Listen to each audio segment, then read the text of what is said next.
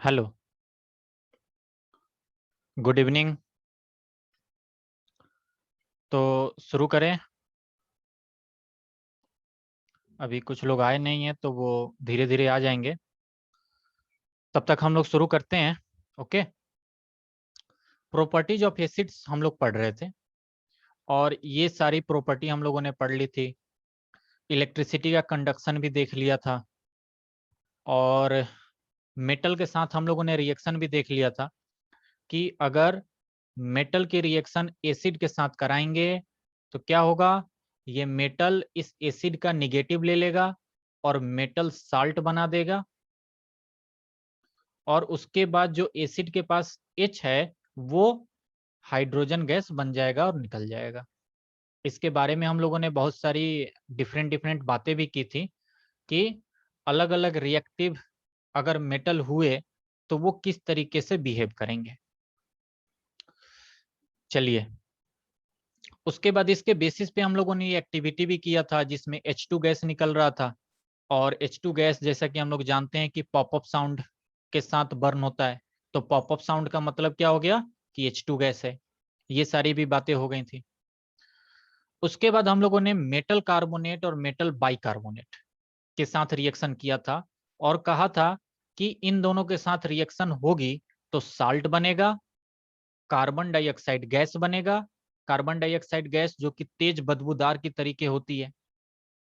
इसके पहचानने का ये तरीका है कि ये तेज बदबूदार की तरीके निकलती है गैस। और उसके बाद वाटर बनेगा। हम लोगों ने 2-3 रिएक्शन भी लिखे थे, सोडियम कार्बोनेट का, कैल्शियम कार्बोनेट का और सोडियम बाइकार्बोनेट का। अब उसके आगे यहां से देखते हैं। देखिए, इसके ऊपर एक एक्टिविटी है जो कि है आपकी एक्टिविटी ये 2.5। इस एक्टिविटी को देखिए ध्यान से। ध्यान से देखिएगा एक्टिविटी क्या कह रहा है। सबसे पहले कहा गया कि take 2 test tubes. Test tube आप लोग जानते हैं, ये देखिए टेस्ट ट्यूब का फिगर बना हुआ है यहाँ पे। ये टेस्ट ट्यूब है। तो 2 टेस्ट ट्यूब लीजिए, एक का नाम ए रखिए और एक का नाम बी रखिए। ठीक है भैया, हमने एक का नाम ए और एक का नाम बी रख दिया।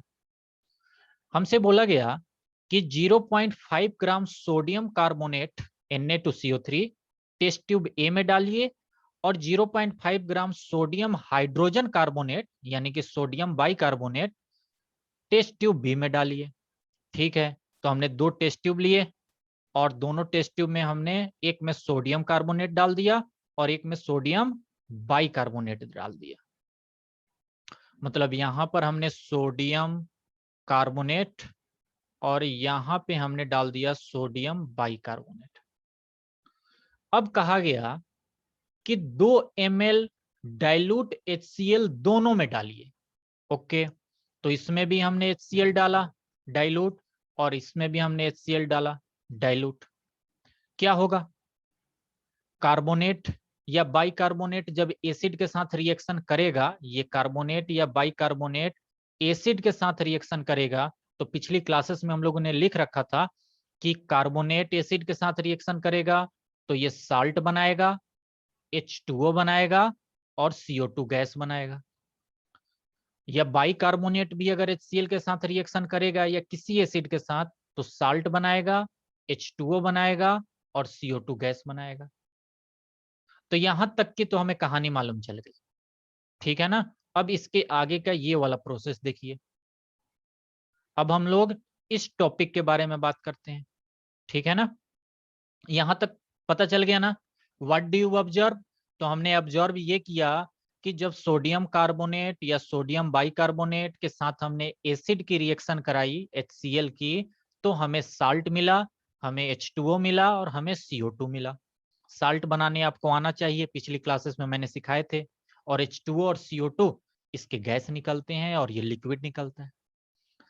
अब इसके आगे इन्होंने एक स्टेप और दिया है। ये बोल रहे हैं कि भैया अब यहां पे जो आपको गैस निकल रही है, कौन सी गैस निकल रही है, CO2 गैस निकल रही है। कह रहे हैं कि ये जो CO2 गैस निकल रही है इसको तुम पास कराओ लाइम वाटर के साथ। क्या आप लोगों को फॉर्मूला मालूम है लाइम वाटर का? कैल्शियम हाइड्रोक्साइड, CaOH का होल ट्वाइस, याद है ना? तो कैल्शियम हाइड्रोक्साइड के साथ इस गैस को हमने क्या किया कि कहीं एक पाइप की मदद से हमने कलेक्ट किया और कैल्शियम हाइड्रोक्साइड के साथ इसकी हमने रिएक्शन कराई। तो आप लोगों को मैंने पहले चैप्टर में बहुत प्यार से समझाया था कि ये जो लाइम वाटर होता है ये कैल्शियम ऑक्साइड को कैल्शियम ऑक्साइड की रिएक्शन जब H2O से कराते हैं तो जाकर बनता है कैल्शियम हाइड्रोक्साइड। ओके, और हमसे इस एक्टिविटी में बोला गया है कि इसी कैल्शियम हाइड्रोक्साइड के साथ CO2 गैस पास कराओ। इसी कैल्शियम हाइड्रोक्साइड के साथ क्या करो तुम? CO2 गैस पास कराओ। तो आप लोगों को याद होगा मैंने बोला था कि ये चूना है जो कि हम लोग मार्केट से खरीद के लाते हैं, पानी में मिलाते हैं और उसके बाद ये पानी में मिल जाने के बाद ये बनता है, साथ में हीट भी बनती है और उसके बाद क्या होता है, ये इन्वायरमेंट से CO2 गैस लेकर हमारे दीवालों पे व्हाइट कलर शो करने लगता है, मिल्की व्हाइट कलर का आने लगता है और वो है CaCO3। क्या याद आया? व्हाइट PPT कलर का ये आने लगता है, मिल्की कलर का, दूधिया कलर का। ओके, तो ये हमारे दीवाल पे आने लगता है और उसके बाद इसके साथ बनता है H2O जो कि इवेपोरेट हो जाता है। तो इस एक्टिविटी में इन्होंने यही कहा है कि भैया जो गैस तुम्हें मिला, जो तुम्हें गैस मिला एक्टिविटी से, उस गैस को लाइम वाटर के साथ तुम पास कराओ तो तुम्हें क्या मिल रहा है हमें बता दो। तो हमें कैल्शियम कार्बोनेट मिल रहा है, व्हाइट PPT जो होता है। क्या यहां तक बात क्लियर हो गई? एक स्टेप और इसमें है, एक स्टेप और है, वो ये है कि अगर हम लिमिटेड CO2 ही अगर डालेंगे, जैसे CO2 गैस पास कराया हमने कैल्शियम हाइड्रोक्साइड के साथ, लेकिन अगर लिमिटेड CO2 गैस ही पास कराएंगे तो कैल्शियम कार्बोनेट बनेगा। और अगर एक्सेस CO2 गैस पास कर देंगे, कहने का मतलब है कि बहुत ज्यादा CO2 गैस पास कर देंगे, एक्सेस, जरूरत से ज्यादा, तो जब जरूरत से ज्यादा CO2 गैस पास कर दोगे तो एक कैल्शियम कार्बोनेट फिर से फर्दर रिएक्शन कर जाएगा। ये जो कैल्शियम कार्बोनेट बना है ये फिर से CO2 के साथ रिएक्शन कर जाएगा, क्योंकि CO2 अभी बचा हुआ है, क्योंकि हमने CO2 ज्यादा मात्रा में लिया है, एक्सेस में लिया है। तो एग्जाम में कई बार क्वेश्चंस आते हैं, कैसे आते हैं मैं बताता हूं। तो मैंने ये कहा कि अगर लिमिटेड CO2 आप डालोगे तो कैल्शियम कार्बोनेट बन जाएगा और यहीं पर रिएक्शन स्टॉप हो जाएगी। लेकिन अगर CO2 बहुत ज्यादा है तो कैल्शियम कार्बोनेट बनेगा, और CO2 बहुत ज्यादा है तो वो CO2 फर्दर रिएक्शन करेगा इस कैल्शियम कार्बोनेट और H2O के साथ, और ये जाकर बन जाएगा कैल्शियम HCO3 यानी कि कैल्शियम बाइकार्बोनेट। और बाइकार्बोनेट यानी कि यहाँ पे 2 रखो, क्योंकि HCO3 एक माइनस होता है, तो HCO3 2 रखोगे तो 2 माइनस और कैल्शियम +2 होता है। तो ये फॉर्मूला बैलेंस हो गया। तो इसका नाम क्या हो गया? इसका नाम है कैल्शियम, और HCO3 क्या होता है? बाइकार्बोनेट या हाइड्रोजन कार्बोनेट, बाई कार्बोनेट या हाइड्रोजन कार्बोनेट। तो सवाल अगर एग्जाम में आए, दो तरीके का सवाल आ सकता है, दो नहीं बल्कि यहां 3 तरीके का सवाल पूछा जा सकता है सिर्फ इसी रिएक्शन पे। ध्यान से सुनिए मेरी बात। पहला सवाल यह पूछा जा सकता है कि जो सोडियम कार्बोनेट या सोडियम बाइकार्बोनेट में गैस प्रोड्यूस होगा, उस गैस को जब हम लाइम वाटर यानी कैल्शियम हाइड्रोक्साइड के साथ रिएक्शन करेंगे तो हमें क्या मिलेगा? तो आंसर हो गया कैल्शियम कार्बोनेट मिलेगा। फिर सवाल हो सकता है कि अगर CO2 गैस हम एक्सेस में पास कराएं, CO2 गैस हम बहुत ज्यादा पास कराएं तो क्या मिलेगा? तो हमें कैल्शियम हाइड्रोजन कार्बोनेट मिलेगा। तो सवाल को ध्यान से देखिएगा, उसने लिमिटेड बोल रखा है या एक्सेस बोल रखा है। अगर सिर्फ CO2 बोल रखा है तब यहीं तक रिएक्शन रुक जाएगी। और अगर उसने एक्सेस CO2 बोल रखा है तो ये फाइनल आंसर जाके बनेगा। ओके, तीसरे तरीके का ये पूछ सकते हैं कि बताओ मिल्की कलर का ये है कि ये है। तो मिल्की कलर का भैया ये व्हाइट पीपीटी होता है, ठीक है ना, क्योंकि कैल्शियम कार्बोनेट ये हमारे दीवालों पे क्या करता है, सफेदी लाता है। हमारा दीवाल जो है वो बिल्कुल व्हाइट चकमक करने लगता है ना, तो ये कैल्शियम कार्बोनेट के कारण करता है। तो अगर कोई पूछे कि दूधिया कलर जो होता है वो किसका होता है, तो वो कैल्शियम कार्बोनेट का होता है। और कैल्शियम कार्बोनेट में जब एक्सेस CO2 के कारण और फर्दर रिएक्शन होके कैल्शियम बाइकार्बोनेट बनता है तो इसका दूधिया कलर खत्म हो जाता है, यानी इसका जो मिल्की कलर था वो खत्म हो जाता है। तो ये बात भी याद रखिएगा कि पहले ये दूधिया कलर का होता है, लेकिन जब CO2 एक्सेस में हम डाल रहे हैं तो CO2 से फर्दर रिएक्शन करने पर इसका दूधिया कलर मिल्कीनेस खत्म हो जाता है। तो यहां पर लिखिएगा कि ये मिल्की कलर हो जाता है CaCO3, और यहां पे लिख लीजिएगा कि इसका मिल्की कलर डिसअपियर हो जाता है, मिल्की कलर डिसअपियर। ये बात कैल्शियम हाइड्रोजन कार्बोनेट के नीचे लिख लीजिएगा। ओके, चलिए आगे चलते हैं।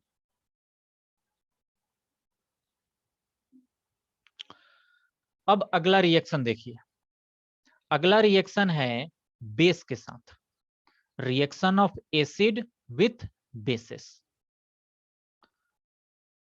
हम जो बेस होता है, बेस अभी डिटेल में हम लोग आगे पढ़ेंगे कि बेस की क्या प्रॉपर्टीज होती हैं, बेस को कैसे पहचाना जाता है। लेकिन फिलहाल मैंने आप लोगों को बताया था कि जैसे एसिड में H+ होता है, वैसे ही बेस जो होते हैं वो OH- वाले होते हैं, यानी जिनमें OH- हो उनको हम लोग क्या कहते हैं, बेस कहते हैं। तो जब भी एसिड की रिएक्शन बेस के साथ होगी तो इट फॉर्म्स, ये बी एक्स्ट्रा आ गया है, it forms salt and water. यानी कि एसिड की रिएक्शन बेस से कराओगे तो क्या बनेगा, साल्ट बनेगा और साथ में वाटर बनेगा। और पीछे भी तो हम लोग यही बना रहे थे, कहीं कहीं पर गैस निकल रहा था वो अलग बात है, लेकिन मैक्सिमम जगह आप देखिए बेसिक नेचर का जो चीज भी होता है उसके साथ एसिड के रिएक्शन पर साल्ट बनता है, वाटर बनता है या कोई गैस बनता है। जैसे एसिड हमने ले लिया HCl और बेस ले लिया NaOH, सोडियम हाइड्रोक्साइड इसको बोलते हैं। अभी आगे आएगा ये सब। तो क्या होगा, साल्ट बनाओ, साल्ट क्या होता है, केटायन और एनायन, यानी पॉजिटिव पार्ट और निगेटिव पार्ट। पॉजिटिव पार्ट है आपका Na और निगेटिव पार्ट है Cl। और ये जो OH और H बच गया इसको H2O बना दो। तो यहाँ पे रिएक्शन बनाने भी हमें आ गया कि ये साल्ट हो गया और ये पानी हो गया। क्या बात समझ में आई? यही रिएक्शन जो एसिड के साथ बेस का रिएक्शन होके हमें साल्ट और वाटर देता है, इसी को हम लोग न्यूट्रलाइजेशन रिएक्शन बोलते हैं। मतलब अब न्यूट्रलाइज हो गया, जो एसिड का कैरेक्टर था और जो बेस का कैरेक्टर था, ये दोनों कैरेक्टर आपस में रिएक्शन करके न्यूट्रलाइज हो गए, दोनों ने एक दूसरे को, दूसरे के इफेक्ट को खत्म कर दिया। बात समझ गए? तो न्यूट्रलाइजेशन रिएक्शन अगर कोई पूछे तो आप यही बोलिएगा कि एसिड का बेस के साथ रिएक्शन जो होता है वो न्यूट्रलाइजेशन रिएक्शन होता है। ओके, ये प्रॉपर्टीज नंबर 8 थी। इसके ऊपर एक एक्टिविटी है 2.6, ये मैं कराऊंगा जब बेसिस की प्रॉपर्टी कराऊंगा वहां पे, अभी नहीं, वहां पे हम लोग ये करेंगे। अब हम लोग आगे चलते हैं, ये लास्ट प्रॉपर्टी है एसिड की, reaction with metallic oxides. Metallic oxide के साथ हम एसिड की रिएक्शन करेंगे तो क्या होगा। सबसे पहली बात कि ये मेटेलिक ऑक्साइड होता क्या है। सबसे पहली बात क्या कि मेटेलिक ऑक्साइड होता क्या है, किसको कहेंगे मेटेलिक ऑक्साइड। तो नाम से ही समझ में आ रहा है, मेटेलिक यानी मेटल और ऑक्साइड यानी ऑक्सीजन, यानी कि मेटल और ऑक्सीजन से मिलकर जो बने उसको मेटेलिक ऑक्साइड कहेंगे। जैसे calcium oxide, copper oxide, magnesium oxide, ठीक है ना, सोडियम ऑक्साइड भी हो सकता है, पोटेशियम ऑक्साइड भी हो सकता है। सोडियम ऑक्साइड लिखेंगे तो कैसे, Na2O, क्योंकि ऑक्सीजन के ऊपर 2- होता है और Na+1 होता है, तो इसीलिए Na2 लेना होगा, तो सोडियम ऑक्साइड। तो ये हो गया आपका मेटेलिक ऑक्साइड, जिसमें मेटल है और ऑक्सीजन है। और मेटेलिक ऑक्साइड जो होते हैं ये बेसिक नेचर के होते हैं। Metallic oxide are basic oxides, यानी कि जो मेटल ऑक्साइड होते हैं ये बेसिक नेचर के होते हैं। मतलब इनको आप ये समझिए कि metal oxide just as base, जितने भी मेटल ऑक्साइड होते हैं वो बेस होते हैं, उनके अंदर कैरेक्टर कैसा होता है, बेस होता है। तो आप हमें बताइए, जैसे ही ये हमने बोल दिया कि बेस होता है मेटल ऑक्साइड, और इसकी रिएक्शन जब एसिड के साथ करेंगे तो क्या बनेगा, साल्ट और वाटर, साल्ट और वाटर। तो यानी कि मेटल ऑक्साइड की रिएक्शन अगर हम एसिड से कराएंगे तो एक्चुअल में ये एसिड है, और ये एक्चुअल में देखा जाए तो बेस ही तो है। मेटल ऑक्साइड क्या है, एक प्रकार का बेस है, क्योंकि मेटल ऑक्साइड का नेचर बेसिक होता है। तो इसकी रिएक्शन जब हम कराएंगे तो ये साल्ट बनेगा और H2O बनेगा फिर से, ओके है ना, क्योंकि ये बेसिक नेचर होता है। तो अब इसका एक एग्जाम्पल देखिए, एग्जाम्पल एक लिखते हैं, कोई भी एक नॉर्मल सा एग्जाम्पल देख लीजिए, जैसे कि कॉपर ऑक्साइड, इसकी रिएक्शन हमने करा दी HCl के साथ, तो क्या बनेगा, साल्ट, कॉपर और Cl के साथ बनेगा, तो CuCl2, क्योंकि कॉपर जो होता है वो जनरली +2 में ही आता है, +1 में बहुत कम ही रहता है, तो CuCl2 और उसके बाद H2O, ठीक है ना। तो कोई दिक्कत नहीं है, बिल्कुल आप मेटल ऑक्साइड को बेस की तरीके समझिएगा और उसको रिएक्शन में आगे फर्दर प्रोसीड कीजिएगा, ठीक है ना। अब देखिए इसके आगे एक पॉइंट और है, देखिए मेटल ऑक्साइड, बहुत ध्यान से सुनिएगा ये बात क्योंकि बहुत इंपॉर्टेंट है। जितने भी मेटल ऑक्साइड होते हैं और जितने भी मेटल हाइड्रो ऑक्साइड होते हैं,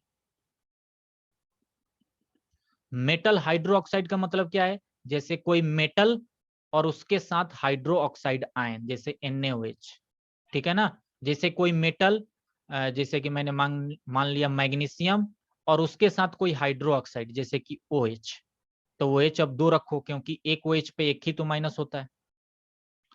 तो ये मेटल ऑक्साइड या मेटल हाइड्रो ऑक्साइड ये बेसिक नेचर के होते हैं। कैसे होते हैं, बेसिक नेचर के होते हैं, और इनकी रिएक्शन जब एसिड के साथ होती है तो साल्ट और वाटर बनेगा और रिएक्शन न्यूट्रलाइज हो जाएगा। क्या ये बात समझ गए आप लोग। तो जैसे मेटल ऑक्साइड है वैसे ही मेटल हाइड्रो ऑक्साइड भी बेसिक नेचर होता है, और जब एसिड के साथ रिएक्ट करेगा तो साल्ट बनेगा, वाटर बनेगा और रिएक्शन न्यूट्रलाइज हो जाएगी। जैसे एक मैं एग्जांपल लिखवा रहा हूं, बहुत बेहतरीन एग्जांपल, इसका प्रैक्टिकल मतलब भी है। क्या है वो एग्जांपल, देखिए एक ये मेटल हाइड्रो ऑक्साइड है, देखिए ये मेटल है और ये हाइड्रो ऑक्साइड है, हमने 2 लिया क्योंकि OH एक- होता है। इसका नाम है मैग्नीशियम हाइड्रोक्साइड, लेकिन इसको बोला जाता है नॉर्मल भाषा में मिल्क ऑफ मैग्नीशिया। नॉर्मल भाषा में क्या बोलते हैं हम, मिल्क ऑफ मैग्नीशिया। इसकी रिएक्शन जब एसिड के साथ होगी तो ये तो कंफर्म है कि ये बेसिक नेचर का है और ये एसिड है, तो रिएक्शन में साल्ट और H2O बना दो, तो साल्ट क्या बनेगा, MgCl2, और उसके बाद उधर का OH और इधर का H मिलके हो जाएगा H2O। रिएक्शन को बैलेंस करना है तो कर लो, एक H इधर है, O एक है, O 2 है, तो 2 OH किया हमने, तो अब हाइड्रोजन 4 हो गए, लेकिन हाइड्रोजन यहाँ 2 ही है, ये वाला हाइड्रोजन 2 है ना, तो इसको 2 से मल्टीप्लाई कर लो, अब क्लोरीन भी 2, क्लोरीन भी 2, बैलेंस हो गया। तो इस मिल्क ऑफ मैग्नीशिया का क्या यूज है मैं वो बताना चाहता हूँ। एनसीईआरटी में ये दिया गया है और एक बार एग्जाम में भी पूछा गया था। ये मिल्क ऑफ मैग्नीशिया एंटीसिड के तरीके यूज होती है, मतलब कि एंटी एसिड के तरीके यूज होती है। अगर कभी हमारे पेट में खाना ज्यादा खा लेने से या खाने में कोई गड़बड़ी हो जाने से एसिडिटी हो जाती है, तो एसिडिटी हो जाएगी यानी हमारे पेट में एसिड की मात्रा बढ़ गई है। तो एसिड की मात्रा बढ़ गई है तो इसके लिए हम लोग क्या करेंगे, हम लोग बेस खाएंगे, बेस लेंगे, और बेस लेंगे तभी तो वो अंदर जाएगा और एसिड के साथ रिएक्शन करके न्यूट्रलाइज करेगा। और बेस में कोई भी बेस नहीं ले लेंगे। ऐसा नहीं है कि आप कहोगे कि साबुन में तो बेस ही होता है, तो हमारे पेट में एसिडिटी हो रही है, लाओ साबुन खा लेते हैं, ठीक है ना। तो ऐसी गलती मत करना। हर बेस का अपना अपना प्रॉपर्टी होता है, ठीक है ना। बेसेस, सारे बेस की कुछ कॉमन प्रॉपर्टी भी होती हैं और बेस की खुद की कुछ अलग अलग भी प्रॉपर्टी होती है। तो साबुन खा लोगे तो एसिडिटी तो पेट में थी, कोई और नई प्रॉब्लम शुरू हो जाएगी। तो वहां पे ये मिल्क ऑफ मैग्नीशिया से बना हुआ जो भी मेडिसिन है उसको हम लोग खाते हैं। तो एसिडिटी कभी भी हो जाए और आप दवाई लेने जाना तो देखना दवाई के जो पत्ते होते हैं ना उस पे जरूर ये फॉर्मूला लिखा होगा कि हाँ ये इससे मिलकर बना है। तो मिल्क ऑफ मैग्नीशिया का यूजेस समझ में आया। इसको आप लोग लिख लीजिएगा कि जब हमारे पेट में इंजाइशन होता है, इंजाइशन जो कि खाने के कारण होता है, तो वो हाइड्रोक्लोरिक एसिड बढ़ जाने के कारण होता है, हमारे पेट में एसिड बढ़ जाने के कारण होता है। तो हम लोग क्या करते हैं, इसका सेवन करेंगे और उसको न्यूट्रलाइज करेंगे और उसके बाद हमें आराम मिल जाएगा। यहां तक कोई दिक्कत? यस या नो? Any problem? एसिड अब खत्म होने वाला है। अब हम लोग एसिड की यूजेज देखने वाले हैं कि एसिड का यूजेज क्या है प्रैक्टिकल लाइफ में। तो वैसे तो भैया एसिड के बहुत सारे यूजेज हैं, ठीक है ना। मैंने कुछ लिख रखे हैं जो कि हम लोग जनरल लाइफ में यूज करते हैं, बाकी तो आप कितने यूजेज हैं मैं भी नहीं बता सकता। तो कुछ मैंने लिखे हैं, जैसे कि एसिटिक एसिड होता है ना, CH3COOH। ये जो एसिटिक एसिड होता है इसका यूज किया जाता है अचार बनाने में, ठीक है ना, अचार को रखने में। कार्बोनिक एसिड का यूज किया जाता है सॉफ्ट ड्रिंक्स में, कोका कोला, स्प्राइट और जो भी आप लोग पीते हैं उन सब में कौन सा एसिड होता है, कार्बोनिक एसिड होता है। टार्टरिक एसिड होता है बेकिंग सोडा में, अभी बेकिंग सोडा आगे हम लोग पढ़ेंगे साल्ट में, तो वहां ये समझ में आएगा। सल्फ्यूरिक एसिड यूज होता है फर्टिलाइजर बनाने में, पेंट्स में, केमिकल्स में, प्लास्टिक्स में। तो इन सारी चीजों में सल्फ्यूरिक एसिड का यूज होता है। नाइट्रिक एसिड का यूज भी फर्टिलाइजर्स में होता है। इस तरीके से बहुत सारे यूजेज होते हैं। हमें इन सारे यूजेज को बहुत ज्यादा नहीं पढ़ना है। मेन मेन जो 2-4 एनसीईआरटी में कहीं कहीं लिख रखे थे मैंने उनको इकट्ठा करके एक जगह लिख दिया है, इतना ही आप ध्यान में रखिएगा। तो यहाँ पे आपका एसिड खत्म हो रहा है। मैंने एसिड की सारी डेफिनेशन बताई है, एसिड के सारे प्रॉपर्टीज डिटेल में डिस्कस किए, एक्टिविटी के साथ डिस्कस किए, उसके यूजेज बता दिए। अब एसिड से कुछ कंसेप्ट और हैं जो कि मैं बेस पढ़ाने के बाद करवाऊंगा। कुछ क्वेश्चंस हैं बेहतरीन बेहतरीन क्वेश्चन, तो उनको मैं बेस पढ़ाने के बाद करवाऊंगा। अभी मुझे यहाँ बताइए कि कोई दिक्कत अभी तक के लेक्चर में जो भी आप लोगों ने यूट्यूब से देखे हैं या यहाँ पे देखे हैं, अभी तक कोई दिक्कत, कोई परेशानी? यस या नो? क्या किसी को कोई प्रॉब्लम है, कोई क्वेश्चन है? अब मैं यहाँ से बेस शुरू करने जा रहा हूँ, ठीक है। उससे पहले आप मुझे बता दें कोई दिक्कत किसी को। प्रियांशु का कहना है कोई दिक्कत नहीं है। आप लोग रेगुलर लाइव क्लासेस जरूर ज्वाइन कीजिए। मैं देख रहा हूँ कि कई बार स्टूडेंट्स कुछ रेगुलर नहीं आते हैं, आते हैं फिर चले जाएंगे फिर आएंगे, ऐसे तो मतलब कि मजा नहीं आएगा। फिर रेगुलर आप लोग रहेंगे तो ज्यादा मजा आएगा, तो मुझे भी पढ़ाने में मजा आएगी। मुझे भी लगेगा यार एक क्लास के बदले 2-2 क्लास लो, बच्चे पढ़ना चाह रहे हैं। और मुझे भी ऐसा लगता है कि पता नहीं क्या कर रहे हैं सब, लॉकडाउन में सारे के सारे सुस्त हो गए हैं क्या, कोई पढ़ने का जोश ही जुनून नहीं है किसी में। या तो आपको सारी चीजें आती हैं, बहुत अच्छे से आती हैं, इसलिए आप क्लास ज्वाइन नहीं करते हो, या आप बहुत ज्यादा आलसी हो, आपको कुछ भी नहीं आता। तो आलसी जो है, ये आलसीपन छोड़ो और क्लास ज्वाइन जरूर करो, ठीक है ना। आप लोग अपने दोस्तों से भी बोलिए कि वो लोग भी क्लास ज्वाइन पर डे जरूर करें। सोडियम हाइड्रोक्साइड भैया, सबसे पहली बात तो ये बेस है, सोडियम हाइड्रोक्साइड बेस है। अब वहीं मैं पढ़ाने जा रहा हूं, 5 मिनट वेट कीजिए, आपका ये प्रॉब्लम खत्म हो जाएगा।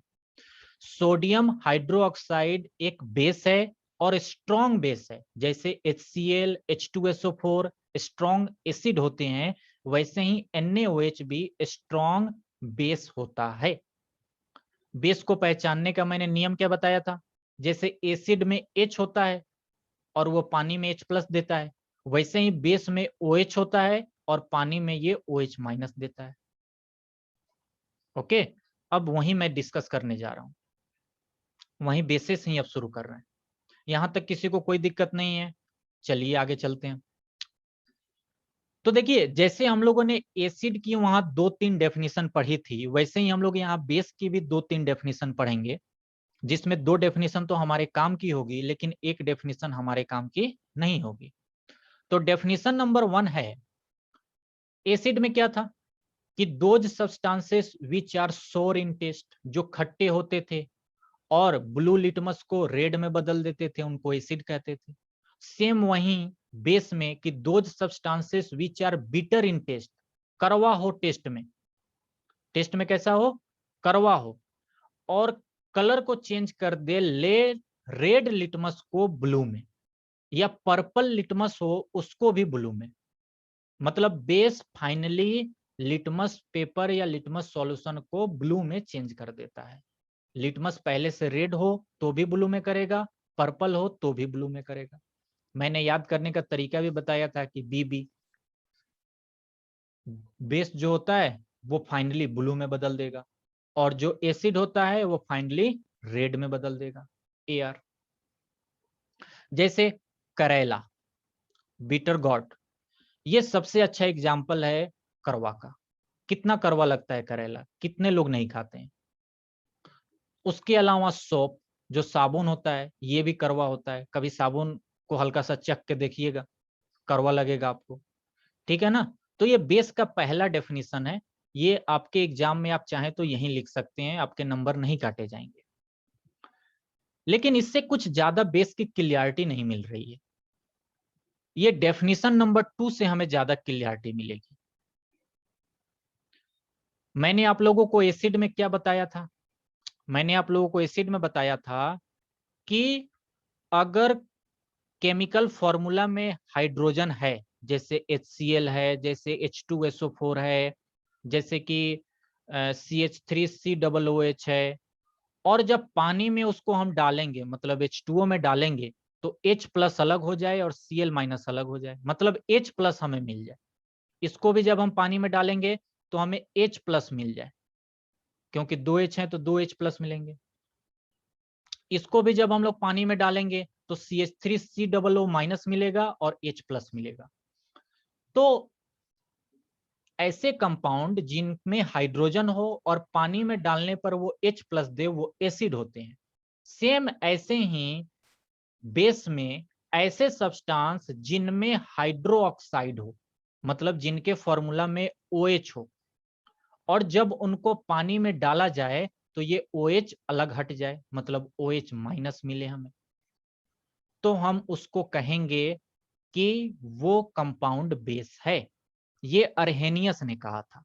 अर्हेनियस ने ये बाद में एक्सपेरिमेंट करके ये सारी बातें कही थी। जैसे एग्जाम्पल देखिए, एग्जाम्पल देखिए, जैसे हम एग्जाम्पल बोल रहे हैं सोडियम हाइड्रोक्साइड, हमने बोला सोडियम हाइड्रोक्साइड, इसका फॉर्मूला होता है NaOH।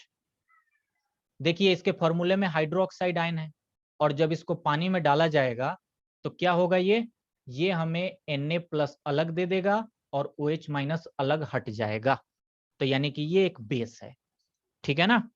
सेम ऐसे ही कैल्शियम हाइड्रोक्साइड।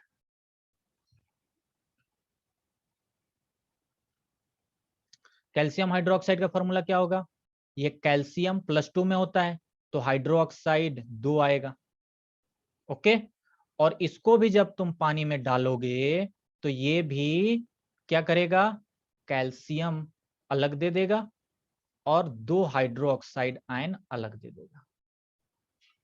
तो हम ये समझ जाएंगे कि ये बेस है। ओके, सेम वैसे ही अमोनियम हाइड्रोक्साइड। तो ऐसे कई सारे आप लिख सकते हैं, बहुत सारे लिख सकते हैं, लेकिन यहाँ एक बात ध्यान रखना है, जैसे एसिड में हम लोगों ने रखा था, अमोनियम हाइड्रोक्साइड क्या होता है? NH4OH। इसको भी जब पानी में डालोगे तो अमोनिया का आयन अलग हट जाएगा और OH- अलग हट जाएगा। क्या बात यहाँ ध्यान रखनी है, जैसे मैंने आपको एसिड में कहा था कि ऐसा नहीं है कि अगर फॉर्मूले में हाइड्रोजन है तो वो एसिड ही है। जैसे C6H12O6 ग्लूकोज का फॉर्मूला होता है ना, इसमें तो हाइड्रोजन 12 है, तो क्या ये एसिड है? नहीं, ये एसिड नहीं है, क्योंकि इस फॉर्मूले में हाइड्रोजन तो है, लेकिन जब इसको हम पानी में डालेंगे ग्लूकोज को तो ये हमें H+ नहीं देगा, तो ग्लूकोज एसिड नहीं है। सेम वैसे ही कुछ ऐसे भी फॉर्मूले होते हैं जिसमें OH होता है, जैसे एल्कोहल वाले जितने फॉर्मूले होते हैं, जैसे CH3OH, ये एक एल्कोहल है, ठीक है ना। और इसको जब तुम पानी में डालोगे ना तो ये ऐसा नहीं होगा कि CH3+ इधर हट गया और OH- अलग हट गया, ऐसा नहीं होता है। तो इस फॉर्मूले में OH तो है, लेकिन फिर भी ये पानी में OH- आयन नहीं देता है, तो यानी कि ये बेस नहीं है। क्लियर मेरी बात? यानी कि बेस सिर्फ वही है जो कि पानी में क्या दे? OH- दे। फॉर्मूले में भी OH होना चाहिए और पानी में भी OH दे। ओके ना। इस पे मैं और ज्यादा एग्जांपल्स और भी ज्यादा कुछ प्रैक्टिस में करवाऊंगा, और फिर उसके बाद बेसिस की हम लोग प्रॉपर्टीज अगली क्लासेस से शुरू कर देंगे। लेकिन आई अगेन रिक्वेस्ट कि एसिड की सारी प्रॉपर्टीज आप लोग तब तक कर लीजिए, क्योंकि अब क्लास परसों होनी है, कल तो फिजिक्स की क्लास होगी, तो परसों क्लास होगी, तब तक आप लोग एसिड की सारी प्रॉपर्टीज कर लीजिए, ताकि बेस की प्रॉपर्टी आसानी से समझ में आएगी। ठीक है ना। आज की क्लास मैं यहीं स्टॉप कर रहा हूं। किसी को कोई डाउट, कोई क्वेश्चन? अगर किसी को कोई बात करनी हो तो बोलिए, मैं उनका माइक भी ऑन कर सकता हूं। कोई डाउट हो, कोई प्रॉब्लम हो, पूछिए फटाक से।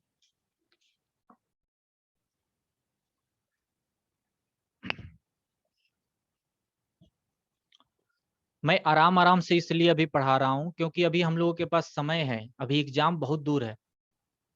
नवंबर दिसंबर में आपका टर्म 1 होगा, टर्म 1 के पहले तो मैं सारा सिलेबस कंप्लीट कर दूंगा।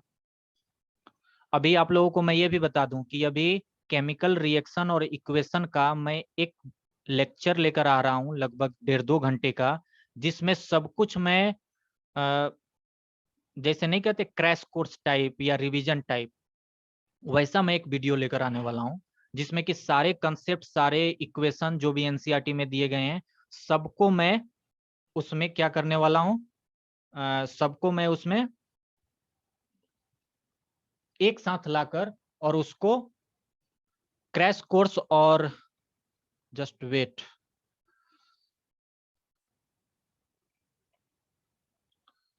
एक मिनट रुक जाइएगा।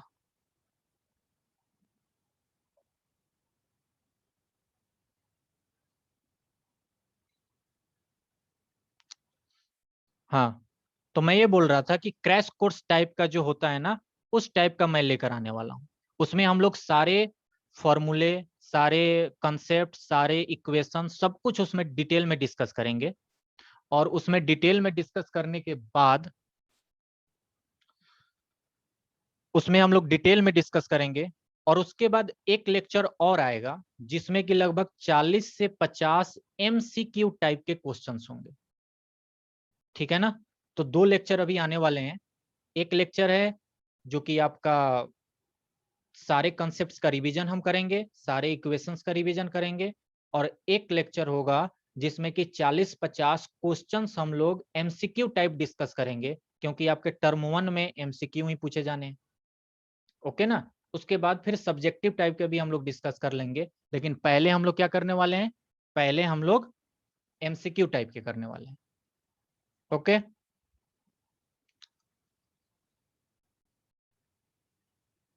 हाँ, एक सवाल है कि ब्राइन क्या है? What is brine? ब्राइन, देखिए ब्राइन NaCl आप जानते हैं ना, NaCl जो हम लोग खाने में यूज करते हैं, NaCl। NaCl को जब पानी के साथ डाल देते हैं और उसका एक स्ट्रॉन्ग सॉल्यूशन बना देते हैं, उसी को ब्राइन कहते हैं। अभी ये आगे आएगा, जब साल्ट्स हम लोग पढ़ेंगे ना, तो ये डिस्कस हम करेंगे, बहुत डिटेल में डिस्कस करेंगे इसका पूरा फॉर्मूला, इसका पूरा प्रोसेस, कैसे ये बनता है, कैसे क्या होता है, ये सब कुछ मैं डिटेल में डिस्कस करूंगा। ओके, तो वो NaCl और H2O का मिलकर ये बनाया जाता है ब्राइन।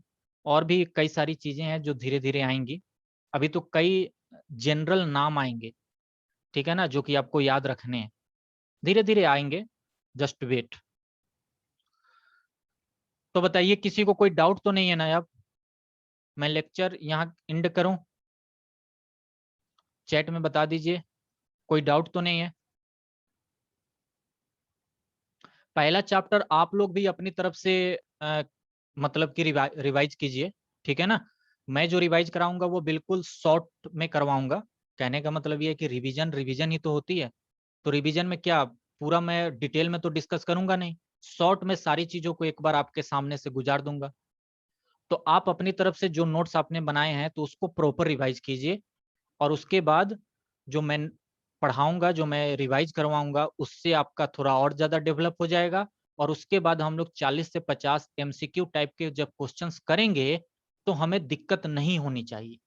ऐसा ना हो कि हम जब क्वेश्चन करने बैठे तो वहां आप कंसेप्ट याद कर रहे हो कि अरे इसमें ये वाला कंसेप्ट लगता है, अच्छा ये ऐसे होता है। ऐसी गलती नहीं होनी चाहिए। इसीलिए अभी टाइम है, अब इस वीक भर आपके पास टाइम है, इस वीक में पूरा ये कंप्लीट कर लीजिए। ओके, इलेक्ट्रिसिटी में भी मैं वही करने वाला हूँ, सेम इलेक्ट्रिसिटी में यही काम होगा। इलेक्ट्रिसिटी का भी मैं एक रिवीजन लेकर आऊंगा, प्रॉपर रिवीजन होगा, और उसमें भी MCQ टाइप के क्वेश्चन डिस्कस होंगे। ओके, ये दोनों काम होने वाले हैं। फिर टर्म 1 में जितने सिलेबस आपके होंगे, जो जो भी चैप्टर, वो सब इसी तरीके से होंगे, ताकि फुल्ली आप लोग तैयार हो जाओ और 100% टर्म 1 में आप लोग नंबर गेन करो। ओके ना? इसके लिए मैं भी टाइपिंग पर लग गया हूँ, टाइपिंग कर रहा हूँ, आप लोगों का मटेरियल रेडी कर रहा हूँ। काफी मेहनत का काम है ये, फिर भी हो रहा है। चलिए फिर, कोई डाउट नहीं है तो ओके। अब हम लोग नेक्स्ट क्लास में कल फिजिक्स के लिए मिलेंगे और परसों फिर केमिस्ट्री के लिए। चलिए फिर, बाय, जय हिंद।